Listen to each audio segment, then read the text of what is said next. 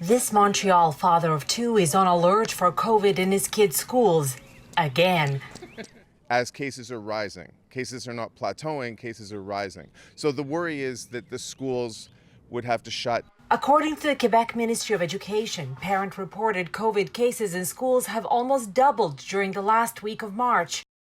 Ontario, which tracks school absenteeism as a sign of a likely COVID outbreak, is also seeing an increase, particularly in northern parts of the province.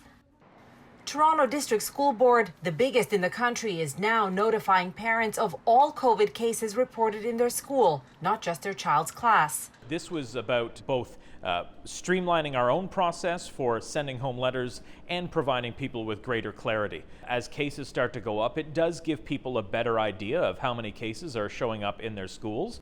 Many experts say the way to slow transmission is by bringing back mandated masks in class, something only 4 provinces and territories still have in place.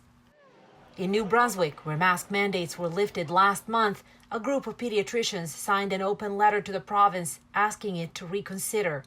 We're seeing another increase in strain on the workforce, both in education and in healthcare, because of workers either being exposed at work or, in more cases, actually from their own children. Masking in schools could have helped the situation, certainly. I think it would have helped, but that's not on the table anymore. So we have to deal with what the situation is. There are no signs so far that any of the provinces that dropped masks in schools plan on bringing them back. But experts say there is something parents can do to protect their kids: vaccinate them.